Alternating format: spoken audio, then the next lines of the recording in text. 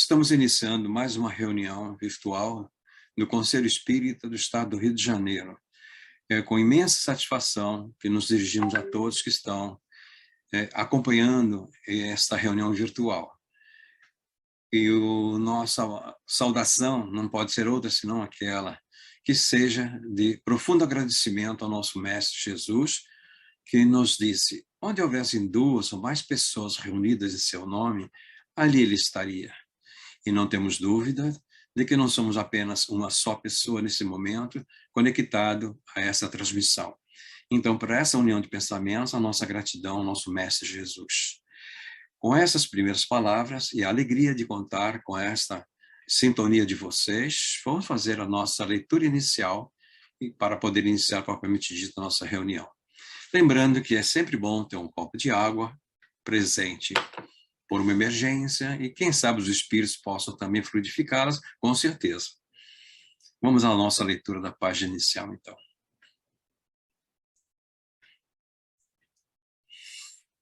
Esta página foi extraída do livro Dramas da Obsessão, que foi a conclusão terceira, o capítulo 3º, e a autoria é o espírito Bezerra de Menezes, e a médium Ivone do Amaral Pereira. Nós colocamos esse título, que na realidade não existe esse título, mas é pelo teor da mensagem. Dr. Bezerra fala sobre o ambiente no centro espírita. As vibrações disseminadas pelos ambientes de um centro espírita, pelos cuidados dos seus tutelares invisíveis, os fluidos úteis necessários aos variados com delicados trabalhos que ali se devem processar, desde a cura de enfermos até a conversão de entidades desencarnadas sofredoras, e a fé mesmo na oratória inspirada pelos instrutores espirituais, são elementos essenciais, mesmo indispensáveis a certa série de exposições movidas pelos obreiros da imortalidade a serviço da terceira revelação. Essas vibrações, esses fluidos especializados, muito sutis e sensíveis, hão de conservar-se imaculados, portanto, intactos, as virtudes que lhes são naturais e indispensáveis ao desenrolar dos trabalhos, porque assim não sendo, se mesclarão de impurezas prejudiciais aos mesmos trabalhos, por anularem as suas profundas possibilidades.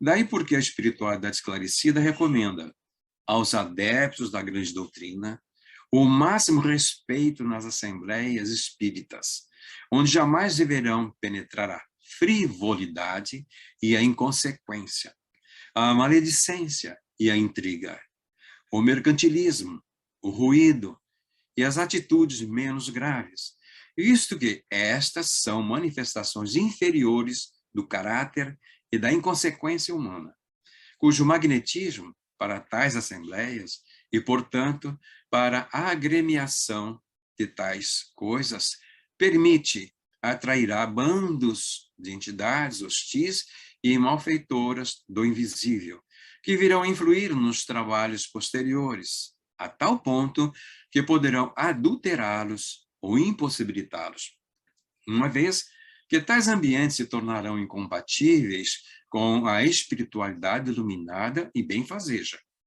Um centro espírita onde as vibrações dos seus frequentadores, encarnados ou desencarnados, irradie de mentes respeitosas, de corações fervorosos, de aspirações elevadas, onde a palavra emitida jamais se desloque para futilidades e depreciações, onde, em vez de gargalhar divertido, se pratique a prece, em vez dos estrépitos de aclamações e louvores indébitos, se emitam forças telepáticas à procura de inspirações felizes, e ainda onde, em vez de cerimônias ou passatempos mundanos, cogite o adepto da comunhão mental com seus mortos amados ou os seus guias espirituais, um centro assim, fiel observador dos dispositivos recomendados de início pelos organizadores da filosofia espírita, será detentor da confiança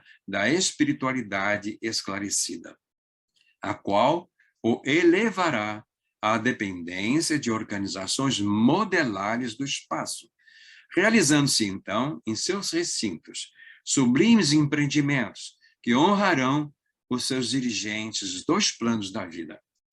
Somente esses, portanto, serão registrados no além-túmulo como casas beneficentes ou templos do amor e da fraternidade, abalizados para as melindrosas experiências espíritas, porque os demais, ou seja, aqueles que se desviam para normas ou práticas extravagantes ou inapropriadas, serão no espaço considerados meros clubes onde se aglomeram aprendizes do espiritismo em horas de lazer.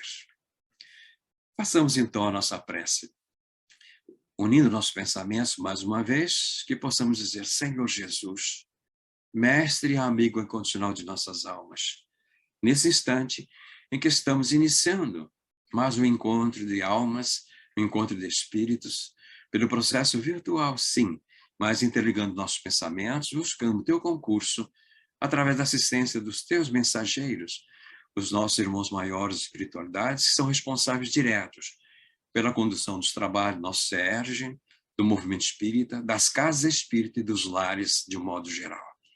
Que possamos realmente sentirmos a aproximação desses dirigentes espirituais, tornando-nos receptivos, dóceis, para transmitir esta mensagem relevante desta reunião que estamos participando. Em teu nome, Senhor, com a permissão dos Espíritos que nos dão suporte, que possamos dar início à nossa reunião, dando graças a Deus. Então, como vocês estão podendo observar, já está difundido que nós somos integrantes da comissão diretora do SERJ. Sou João Aparecido, como expositor, como está exposto aí, e o nosso tema, hoje, nós estamos exatamente lembrando Ivone do Amaral Pereira, 38 anos do retorno ao plano espiritual. Vamos iniciar, então, a nossa exposição fazendo um passeio numa síntese do que esta companheira legou para nós em termos de doutrina espírita. Ivone do Amaral Pereira, nós podemos lembrar exatamente que ela é considerada como uma heroína silenciosa. Reencarnou em dezembro de 2013. Nós podemos observar o nascimento dela se deu no dia 24 de dezembro de 1900, em Valença, município localizado no sul do estado do Rio de Janeiro. E a desencarnação dela se processou exatamente a 9 de março de 1984, tendo desencarnado no Hospital da Lagoa, no Rio de Janeiro. Ivone do Amaral Pereira tem realmente algo muito consistente na sua biografia. E nós chamamos a atenção exatamente para a narrativa desta elaboração que nós mostramos no início. Foi realmente uma descoberta, uma pesquisa que está disponível no mundo maior, na internet. Ela nasceu no dia 24 de dezembro de 1900, viveu 83 anos, desde cedo dedicando-se ao bem do próximo. Seu pai costumava levar para casa pessoas necessitadas, e a menina Ivone conviveu com mendigos que comiam na mesa e dormiam sob o mesmo teto que ela. Toda a sua vida foi de renúncias e dedicação aos sofredores. Desde os 5 anos de idade, passou a ter percepções mediúnicas. Via os espíritos com tal nitidez que, por vezes, confundia a si mesma e os seus familiares. As lembranças da vida anterior não contribuíram menos para lhe causar tormentos, pois, à tarde, ao ser banhada, ela exigia o vestido bonito e reclamava pela carruagem que a deveria levar a passeio. No relacionamento com seu pai, mais de uma vez, como sendo chamada a atenção, olhava-o e dizia que ele não era seu pai, apontando para o nada, afirmando que aquele que era seu pai referia-se ao espírito Charles, que vinha na constância ouvia com constância, e ele fora companheiro de muitas jornadas e pai amoroso. Sentia, demais, imensa saudade de Charles, a quem desejava abraçar, sofrendo por sua ausência física. Aos 29 dias de nascida, teve um colapso letárgico e tudo foi disposto para o seu enterro. Sua mãe insistia que ela não estava morta e, preparando-se as pessoas para levar o pequeno caixão à sepultura, se recolheu ao quarto, orou a Maria, mãe de Jesus, pedindo que ela permitisse que algo ocorresse a fim de que sua pequena não fosse sepultada, e prometeu lhe dar o nome de Maria. O pai, contudo, tinha a sua própria vontade e a registrou com o nome de Ivone do Amaral Pereira. No entanto, a própria Ivone confidenciou a amigos que na espiritualidade os espíritos a chamavam de Maria, respeitando assim a vontade e a promessa de uma mãe aflita. Ivone era uma mulher corajosa. A pedido da Federação Espírita Brasileira, escreveu em 1982 sua própria biografia, detalhando suas lutas, seus percalços, que foi publicado na revista O Reformador da Federação Espírita Brasileira. Não temeu informar que ela própria era personagem de muitas das histórias e romances escritos mediunicamente por seu intermédio, descrevendo sua trajetória de acertos e desajustes. Desde o ano de 40, da era cristã à atualidade, conforme os registros em sublimação, nas Voragens do Pecado, O Cavaleiro de Numieres, O Drama da Bretanha, o casamento não fez parte de sua vida. Embora tenha insistido com alguns namoros que, conforme confessou, somente de sabores lhe trouxeram a alma. Médium, psicógrafo, receitista, desdobramento, psicofonia, vidência e de efeitos físicos, entre parênteses, materializações. Era amiga dos suicidas. Lia nos jornais e anotava em caderno especial o nome dos que descobria terem tirado a própria vida, orando por eles diariamente, sabedora das dores que os alcançavam. Isso lhe granjeou muitas amizades espirituais. Trabalhou sempre, mesmo quando as condições lhe eram mais adversas. Quando, no Rio de Janeiro, não foi aceita em vários centros espíritas. Trabalhou sozinha, fornecendo receituário mediúnico e os medicamentos, realizando aulas de evangelização à criança, psicografando. Aplicava injeções em doentes pobres, costurava para eles, estabelecendo aulas de costura e bordados a moças e meninas de favela próxima de onde residia. Manteve-se fiel à Federação Espírita Brasileira, mesmo após ter sido suas duas primeiras produções mediúnicas rejeitadas, Memórias de um Suicida e Amor e Ódio. Reconheceu que fora o alto que tomara seu instrumento, Manuel Quintão, pois faltava conteúdo doutrinário ao Memórias, referindo-se ao livro Memórias do Suicida. Leon Denis, o apóstolo do Espiritismo, seria quem daria a feição doutrinária necessária. Ivone teve oportunidade de saber da reencarnação de seu grande amor. Um amor de várias reencarnações, chegando a se corresponder com ele em Esperanto e orientá-lo após a morte física, ele nascer na Polônia. A descrição dos encontros espirituais desses dois espíritos é sublime. Possivelmente, para o coração de Ivone, aos poucos momentos de felicidade de que podia fruir, além das horas de trabalho psicográfico de literatura, que confessava eram de intensa felicidade. As únicas horas felizes que conheceu em sua vida eram oportunidade de convívio com os espíritos. Dedicou 50 anos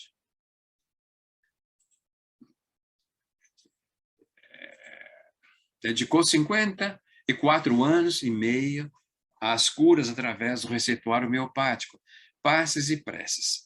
Curou obsessões, sempre assistida por espíritos de alta envergadura, como Bezerra de Menezes, Bittencourt Sampaio, Charles, Roberto Canalijas. Foi oradora espírita durante 44 anos. Disciplinada, diariamente mantinha um trabalho de irradiações que realizava a sós com seus guias.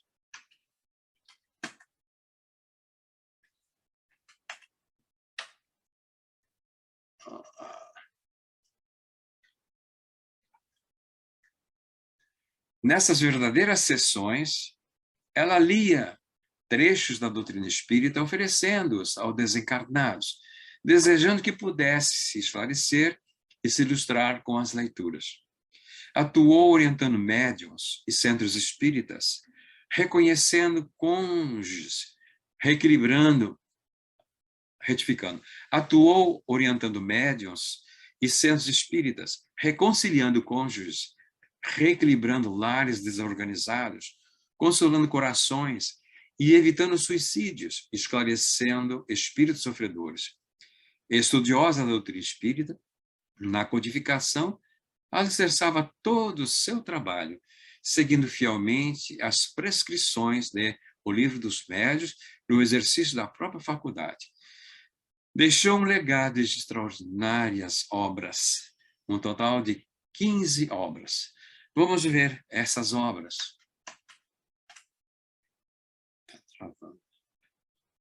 Então, em 1954, lançou o seu primeiro livro, Memórias do Suicida.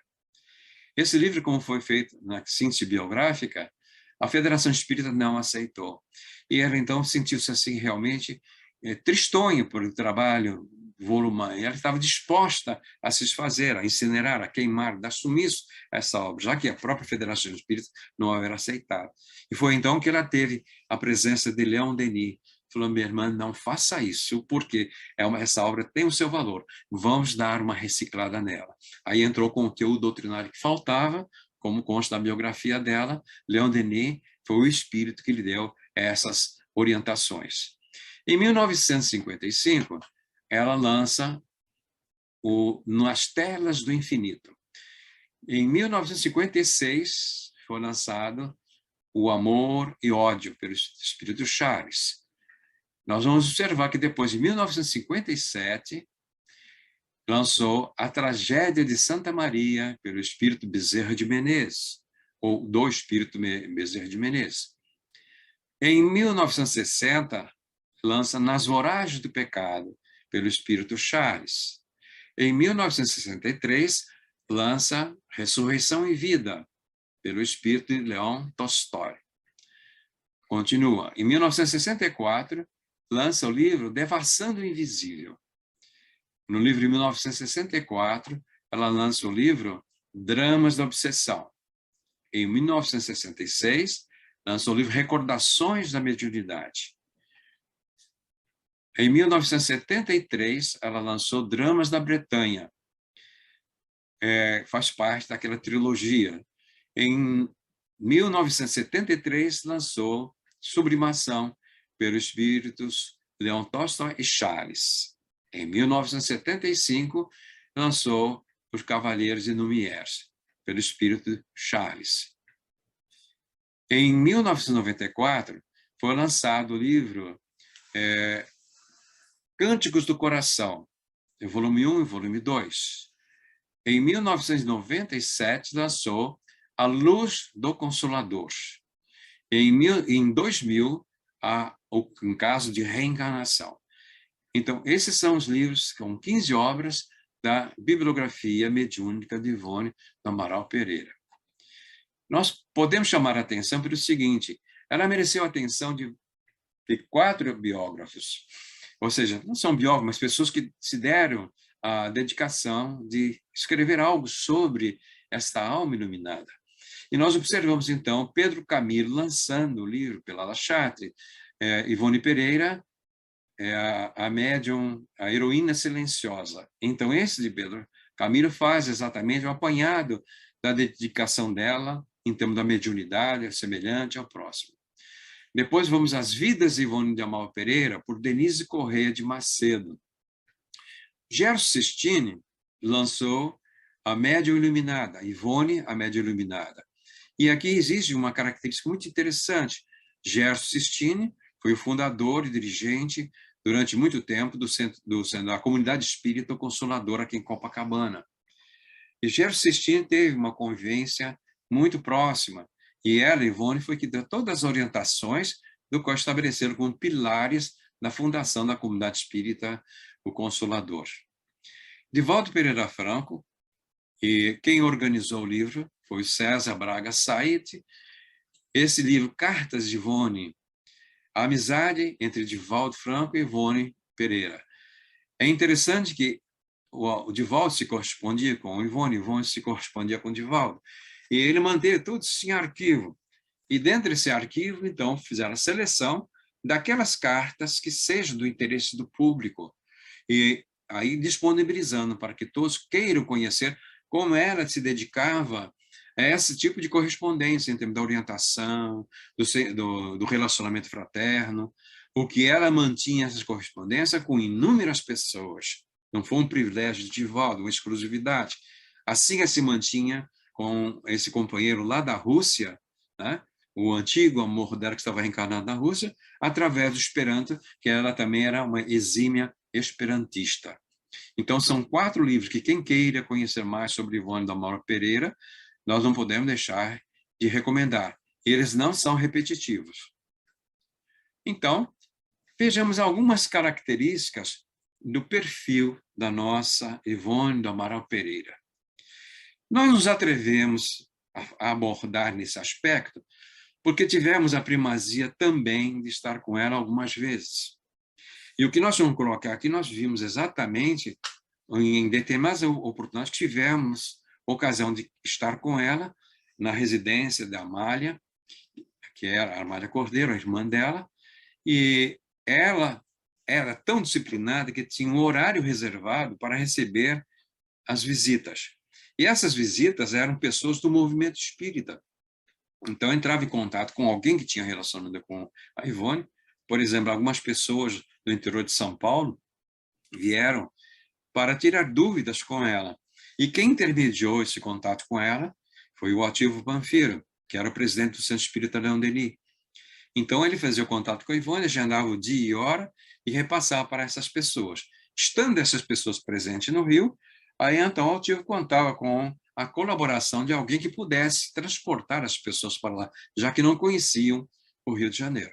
E numa dessas oportunidades, nós tivemos a presente, podemos até tirar uma foto dela, essa foto ficou muito conhecida no movimento espírita, ela sentada numa cadeira bem confortável. Então, ela iniciava a conversa dela rigorosamente no dia e hora agendado. Se a pessoa se atrasasse, podia contar que estava suspensa realmente a tarefa. Por quê? Porque ela não ia empurrar esse horário avançando em outras atividades. Ela começava dizendo o seguinte, que a residência não era dela, a moradia não era dela, então ela estava hospedada ali na casa da irmã. Então ela não tinha nenhum interesse em alterar a rotina da casa com as atividades que ela desenvolvia. E esse era o espaço que a irmã também respeitava, para receber as visitas, de fazer esse trabalho de integração. E é interessante, e essa disciplina, ela tinha em todas as atividades, dos livros que foram produzidos, na comunicação com os espíritos, no culto aos suicidas que ela fazia diariamente, tirando os recortes daquela parte das notícias do jornal, e um caderno imenso ela ia colocando ali os nomes, e diariamente, naquele horário, ela fazia isso. Então, ela primava pela disciplina. O outro aspecto também muito relevante, ela sempre foi franca e sincera. Essa franqueza, às vezes a pessoa confunde franqueza com grosseria. Não, quem quiser que aguente, que eu sou franco. Não, você pode ser franco, mas está sendo grosso, não sendo de uma forma indelicada. E ela sabia ser franca, era, portanto, direta, mas sem agressividade. E pudemos presenciar uma expressão que ela usava assim, ao receber as pessoas, as quais ela estava conhecendo naquele momento. Em primeiro lugar, ela agradecia a atenção da pessoa, o carinho de ter vindo visitá-la, mas dizia: você fez uma viagem longa. Eu só gostaria de saber o seguinte: vocês estão vindo, não é somente uma pessoa, tinha uma, duas ou três pessoas, então assim, que me esclareçam, vocês estão vindo e vinham para consultar sobre dúvidas, vocês estão vindo para que eu diga o que vocês querem ouvir, ou vocês querem que eu diga o que eu tenha que dizer? Então, esse era o ponto, início do diálogo. Porque se vocês desejarem que eu diga o que vocês querem ouvir, a nossa entrevista, o nosso contato já está encerrado. Não temos mais nada para dizer. Agora, se vocês quiserem que eu diga o que eu devo dizer, vamos começar a nossa conversa. E eles disseram, não, absolutamente. Porque muitas pessoas, às vezes, já tinham a opinião formada, só queria que ela concordasse com isso. Ah, a Ivone Pereira deu o aval, a Ivone Pereira concordou comigo, então isso ela já acertava os ponteiros de saída. E, na decorrência disso, nós observamos que, na medida que a pessoa abrisse para ouvir, então tinha a liberdade de ser sincera, usar a franqueza, com a delicadeza que era peculiar dela. Então, ela começava a fazer os repontamentos, as observações, e algumas instituições, ela orientava até que suspendesse determinada reunião, dada a gravidade com que estava o relacionamento interno das instituições, e não foi acidentalmente ou aleatoriamente que eu coloquei essa página inicial, porque ela sempre focava as orientações em função de dirigentes de casas espíritas. E essa mensagem norteava exatamente aquele cuidado que normalmente os que são responsáveis pela casa espírita não têm a mínima noção e o mínimo cuidado. Por quê? Porque pensam, ainda de uma forma tradicional, aí eu vou ao centro espírita, eu vou à casa espírita, eu vou, e então está se deslocando para o espaço físico. Então isso ainda é um ascendente do tal do igrejismo. A pessoa acostumada ao templo de pedra. Então, no passado, dentro dessa ideia, Deus estava onde? Lá na igreja. Então, é o local de adorar a Deus. Havia o sacrário, então, lá está o Espírito Santo, no sacrário, e vamos embora para nossa casa. E todas as vezes que quisermos, então, adorar a Deus, na expressão, fazer-lhe reverência, temos que ir à casa de Deus, à casa de oração. Porém, na visão da doutrina espírita, Deus está em toda parte. Não está preso no templo. E, por outro lado, quando se fala em termos de uma instituição espírita, a instituição espírita, ela resgata a visão do nosso Mestre Jesus, como Consolador prometido. Não poderia ser de outra forma. Então, resgatando esta colocação, o templo espírita é uma comunidade cristã. E a Igreja do Cristo não era uma igreja de alvenaria. É uma igreja de corações, de almas, em que cada alma é um tijolinho dessa igreja de Jesus. Então, onde estivermos, estamos normalmente ali integrando a mesma. Há uma expansão dessa comunidade cristã, ou uma expansão do centro espírita na sociedade. Mas então, continuando, podemos ver uma outra característica desse perfil da nossa companheira: total respeito com a doutrina espírita. Ela não fazia nenhuma concessão para com desrespeito à doutrina espírita. E aí, sim, ela era rigorosa nos posicionamentos, porque tinha um respeito imenso e dedicou a vida, não é? Além disso, vivia integrada com o plano espiritual em função da própria mediunidade. E ela foi realmente uma referência para o movimento espírita sobre de que forma deveríamos realmente conduzir.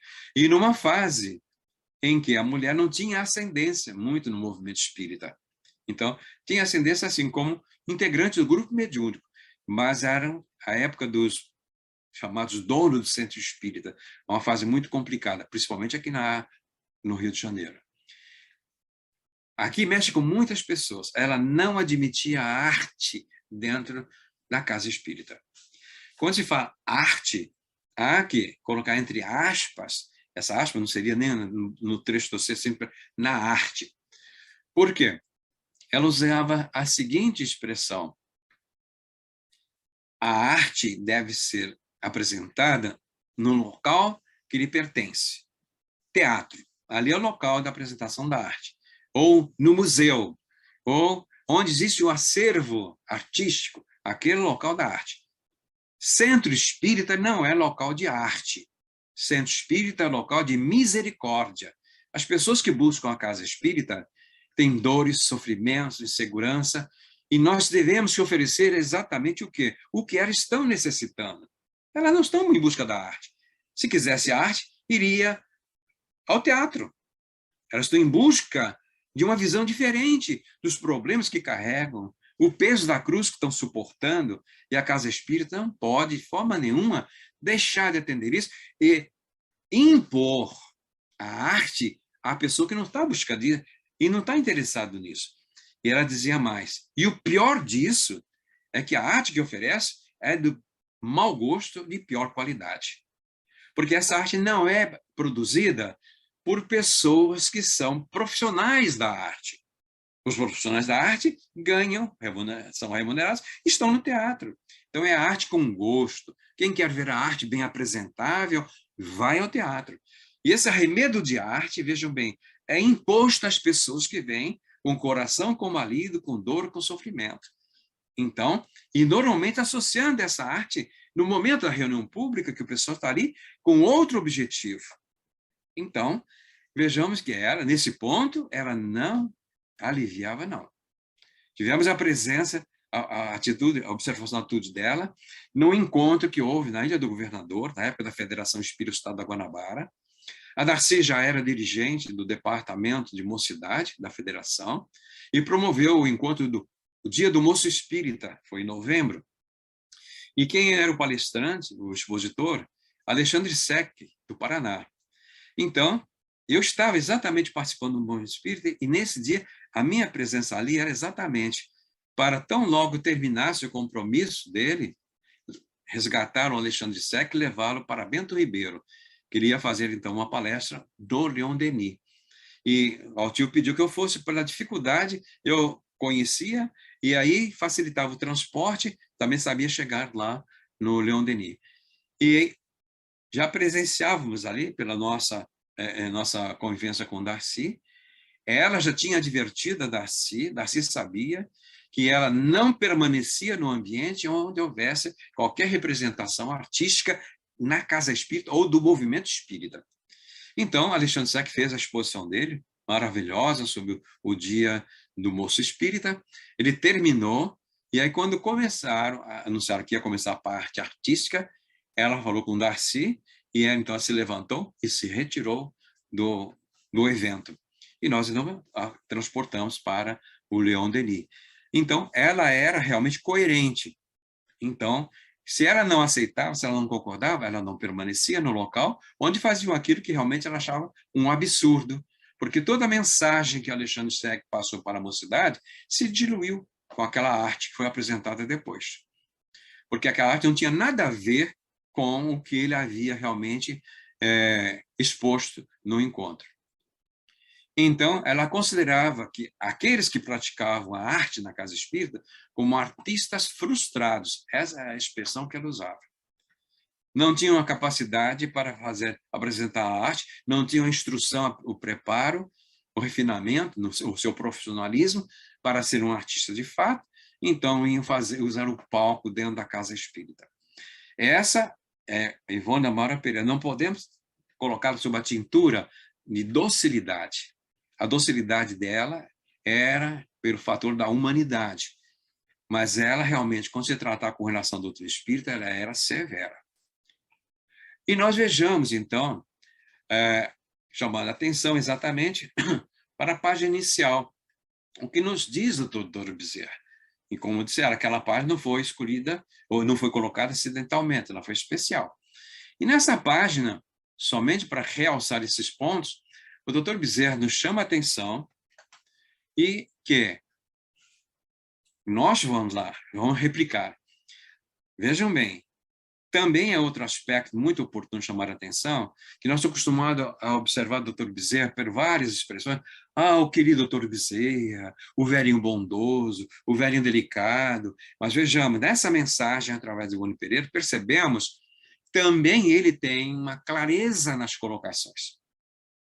E mais ainda, deixa sobre a nossa responsabilidade a opção.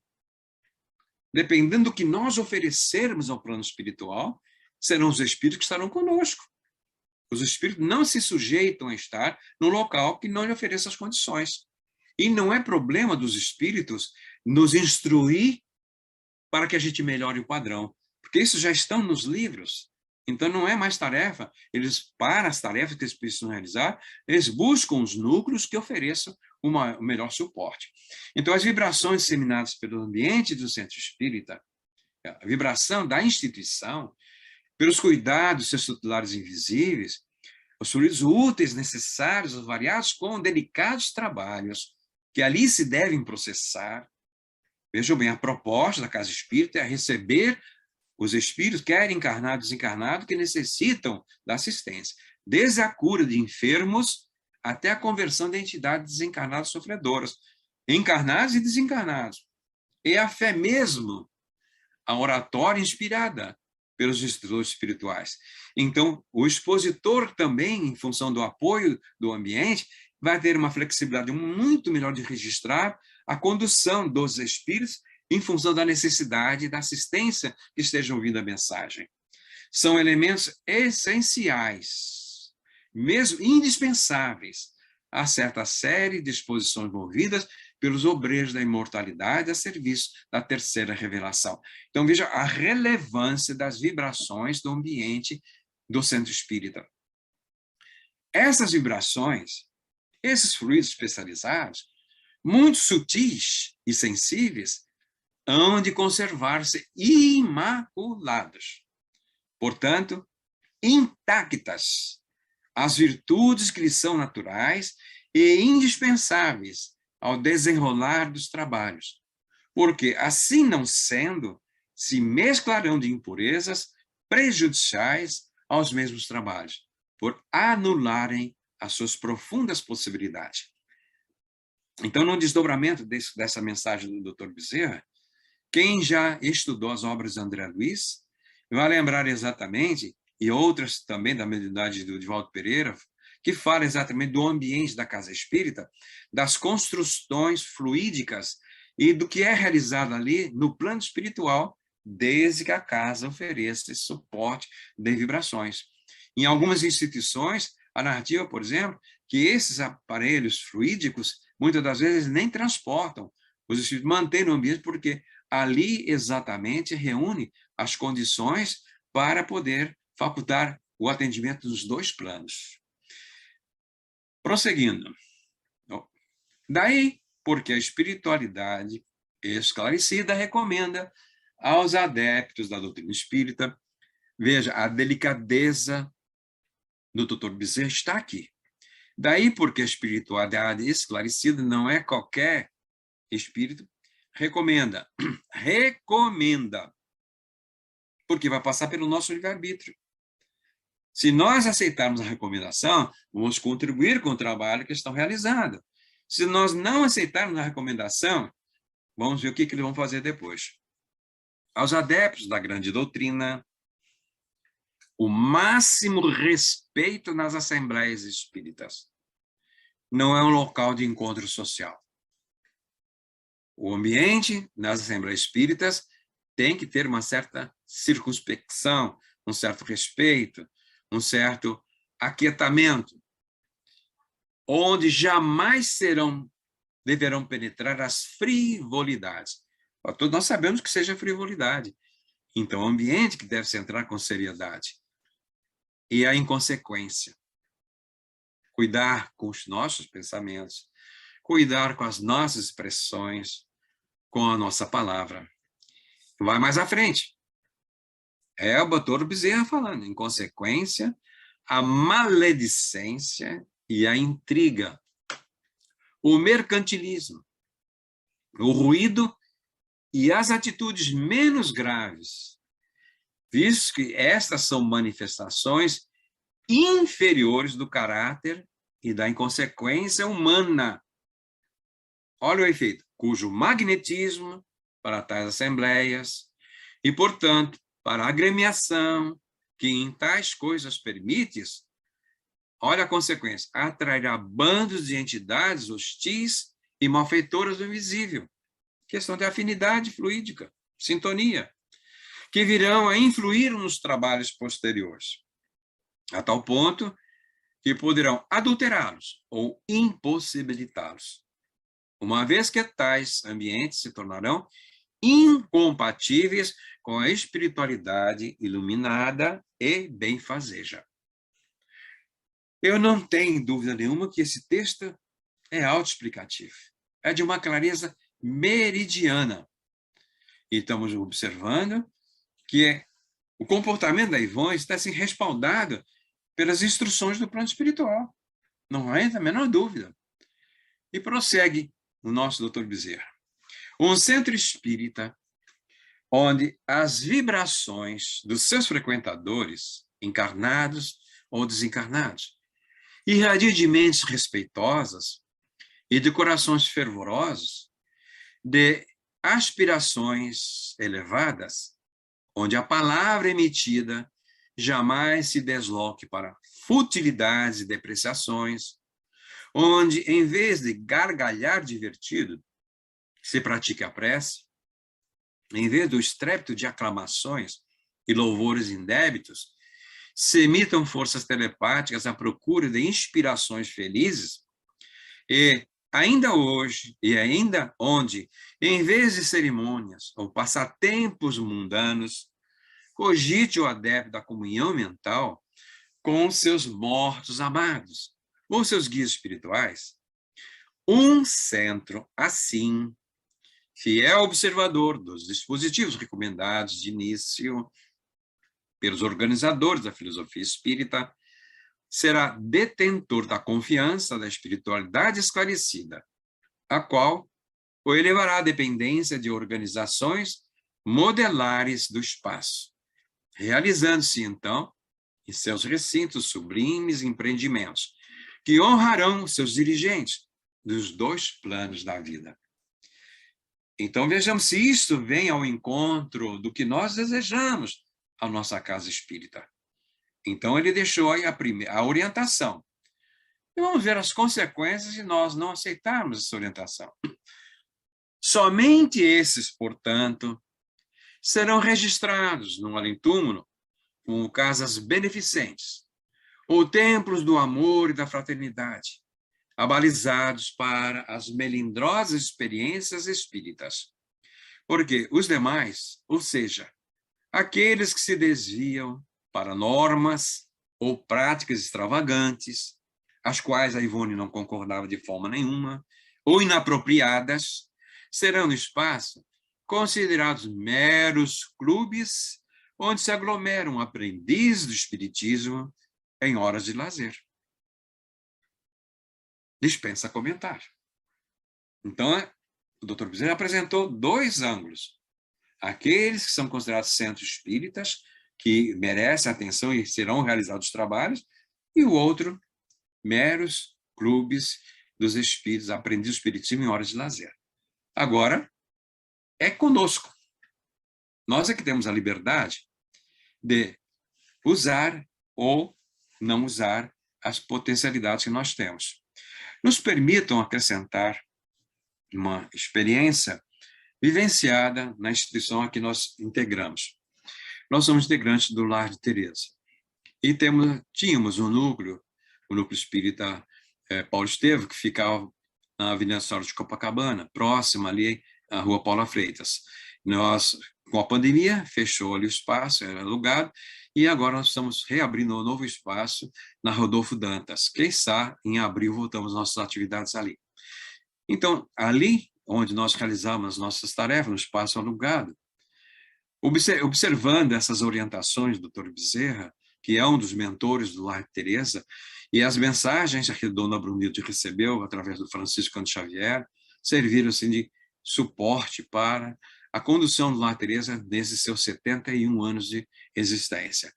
Então, o público fluía, e o público é sempre heterogêneo. Não existe seleção, quem pode, quem não pode entrar na instituição espírita. Ela está de portas abertas. Mas o trabalho feito com tanta seriedade pelos integrantes da casa, vejamos, as normas, os regulamentos, eles eram expressados e são expressados pela conduta dos integrantes do Lar Teresa. Nós que somos integrantes da casa, que damos o primeiro exemplo. Se nós mantemos um ambiente realmente como um clube social, quem chega vai se enturmando. Se pega um ambiente de respeito, um ambiente onde é conduzido com seriedade, nessas orientações do Dr. Bezerra, a pessoa vai se acomodando nessa posição. E nós tivemos ali duas situações muito interessantes.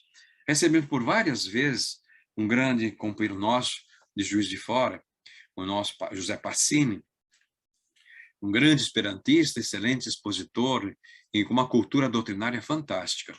Então, o Pacini usava o início das exposições dele, ali no Núcleo Paulo Estevam, dizendo: eu não sei por que vocês ainda continuam fazendo a leitura da página inicial. E todo mundo olhava para ele, estranhando, porque aquilo fazia parte, né, da rotina da reunião de toda a Casa Espírita, fazer uma leitura para o pessoal se preparar. E ele dizia: a página inicial tem uma finalidade, é preparar o ambiente para o início da reunião. Mas, ao chegar aqui, nós sentimos que o ambiente já está preparado há muito tempo. A gente pode começar a reunião de imediato. Não há necessidade de preparar o que está preparado.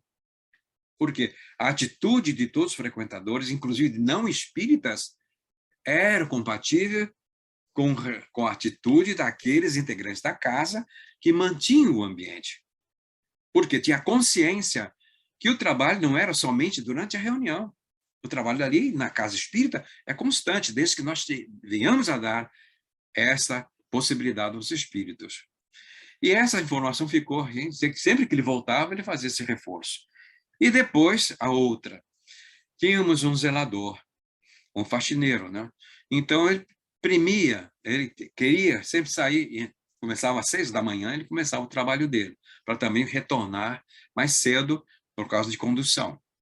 Então, aceitamos a proposta de trabalho dele, a casa aceitou, e 6 horas da manhã estava abrindo o Paulo Estevam para fazer a limpeza, a arrumação. E chegou um determinado dia, e ele não era espírita, e não sei nem se ele tinha alguma origem doutrinária, mas ele estava ali curioso por trabalhar numa casa espírita, né? Então, ele fazia com naturalidade o trabalho dele. Numa manhã, ele abriu a porta, entrou, normalmente sozinho, nesse horário, fazendo a faxina. Era no segundo piso, sobre loja, subiu. Aí ele ia começar o trabalho, abriu a porta da sala, onde era a sala que realizava os trabalhos mediúnicos e o passe. Quando ele abriu a porta, ele viu que estava ocorrendo uma reunião. A mesa e os médiuns em volta da mesa, as pessoas em volta da mesa. Ele, com o máximo cuidado, para não interromper, fechou a porta novamente. Desceu e sentou na soleira da porta, na calçada, na rua, esperando terminar a reunião. E ficou um bom tempo sentado. Aí, de repente, ele começou a raciocinar, a refletir. Que quanto tempo ele já estava trabalhando e nunca informaram ele que havia reunião naquele horário da manhã. E ele mesmo nunca cruzou com ninguém. Então, ele resolveu entrar. Quando ele entrou novamente, foi lá, empurrou a porta novamente da sala. Quando ele abriu, não havia nada, não havia ninguém. A mesa estava montada, mas não tinha ninguém. Aí foi difícil ele continuar o dia trabalhando ali, realmente. As pernas lhe tremiam. Porque, vejam bem, não havia nenhum encarnado além dele. Mas, como as paredes da instituição continuam com as vibrações, isso nas obras do André está. As casas espíritas são postos de socorro espiritual, onde as entidades fazem um trabalho durante a madrugada. Existe na narrativa o apoio que André Luiz estiveram lá, no abrigo João Evangelista, da Aura Celeste. Então, é comum utilizar, desde que o ambiente mantenha as vibrações. Então, essas vibrações são muito importantes. Então, nossa irmã do Amaral Pereira não vai se encerrar com a nossa palestra, nossa exposição. Essa exposição tem exatamente um duplo valor. Um é nossa heroína silenciosa, que deixou um legado fantástico através das suas obras mediúnicas. O seu exemplo, não podemos deixar cair no esquecimento. É responsabilidade do movimento espírita, periodicamente, trazer novamente a lembrança desses ícones do movimento espírita. Não no sentido de endeusamento, no sentido de que esses exemplos sirvam de referência para nós que estamos caminhando na retaguarda. E outro aspecto também é nesse nosso encontro, lembrarmos que nós estamos como trabalhadores da última hora. E como trabalhadores da última hora, nós temos que procurar nos ensinamentos da doutrina espírita, esses ensinamentos, a forma de vivenciá-los. Se nós não mudarmos em 3 anos, como diz o André Luiz, numa das mensagens, examinamos nós mesmos, né? O espírita que não progrediu nos últimos 3 anos está estacionado. Que progresso nós fizemos? Então, tudo isso tem essa função, nos estimular a caminharmos, a progredir. Então, não temos a mínima dúvida que todos esses ensinamentos têm o nosso Mestre Jesus como mestre, modelo e guia. Tudo parte dele. É ele que é o Senhor, o arquiteto do nosso planeta. Na questão 625 do Livro dos Espíritos, Allan Kardec pergunta: qual é o modelo de perfeição que Deus ofereceu ao homem para lhe servir de modelo e guia? Todos nós sabemos a menor resposta. 5 letras. Jesus. Então, nosso modelo e nosso guia, ele veio para nos lembrar a lei do amor que já constava no Velho Testamento, o primeiro mandamento, de amar a Deus sobre todas as coisas. Mas ele não vem falar do amor, ele vem demonstrar como se vive o amor. E ele faz a síntese das leis dos profetas, amar a Deus sobre todas as coisas e o próximo como a si mesmo. Ele diz: eu sou o caminho da verdade e da vida. E ninguém vem ao Pai a não ser por mim. E aí nós temos também, em função de lembrar da nossa querida Ivone Pereira, também esse companheiro que deu um suporte grande durante a existência dela e nos trouxe esses ensinamentos. Não seja ele o orientador, o nosso codificador, que em março também retorna, né? Retornou ao mundo espiritual, enfindando a sua missão. Depois, ele deixou a doutrina codificada, e aí está essa construção monolítica, que a doutrina não é de Allan Kardec, é a doutrina dos espíritos. E ele, ao receber a missão, esclareceu muito bem o espírito de verdade, que a missão dos reformadores é cheia de problemas e dificuldades, e a dele consistia em abalar e transformar o mundo. Em abalar o mundo, nós observamos que abalou. As obras lançadas por ele realmente abalou o mundo, os conceitos da época. Agora, a transformação do mundo passa pelo livre-arbítrio de cada um. E passando pelo livre-arbítrio de cada um, ao nosso turno agora é a nossa vez dessa transformação passar em nós, por nós, e nós influirmos na comunidade no momento que estamos vivendo. E então, finalizando as nossas palavras, vamos lembrar esse companheiro também da Ivone Pereira e nosso, que nós lembramos com relativa frequência quando oramos e pedimos nos momentos de dificuldade. Dr. Adolfo Bezerra de Menezes. Mas que além de observá-lo no velhinho amoroso, paternalista, quando te vê meus filhinhos, nas suas mensagens como termina, mas não vamos distrair do conteúdo sempre profundo em todas as comunicações dele. É nos impulsionando para a frente e para o alto, para que nós sejamos cada dia melhores, para que atinjamos o nosso aperfeiçoamento. Então, ele é o nosso caminho, a verdade e a vida. E ninguém irá ao Pai a não ser por ele, porque ele é o caminho. E nossas últimas palavras são as palavras do nosso Mestre Jesus, que nos diz: deixe-vos a paz. A minha paz vos dou. Não vou lá dou como o mundo dá. Não se turbe o vosso coração, nem se atemorize. Isso é anotado por João no capítulo 14, versículo 27.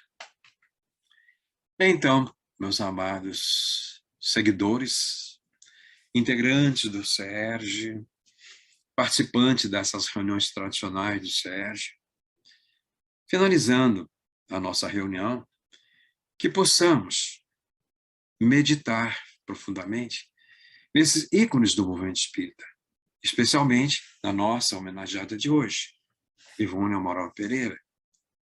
Não podemos deixar de esquecer Adolfo Bezerra de Menezes, pode deixar de ser Allan Kardec, e essa pleide de espíritos que deixaram um rastro de luz, para que nós tenhamos relativa facilidade, através dos exemplos que nos legaram e dos ensinamentos, vivenciar também. Porque finalizamos dizendo, não temos a mínima dúvida, Jesus nos ama, deu a prova desse amor incondicional. Não existe maior prova de amor do que doar a vida por seus amigos. E ele chamou os discípulos, não vos chamamos mais servos, chamamos amigos, porque tudo que eu sei, vós também sabeis, e muito mais. Então, nessa posição agora, a questão é, e nós? Amamos a Jesus? Nós amamos a Jesus? Com pergunta de retórica, cada um responda para si mesmo. É óbvio que nós vamos ter a resposta. Não, nós o amamos, sim. Mas amamos de que forma? De uma forma pessoal, exclusivista, egoística?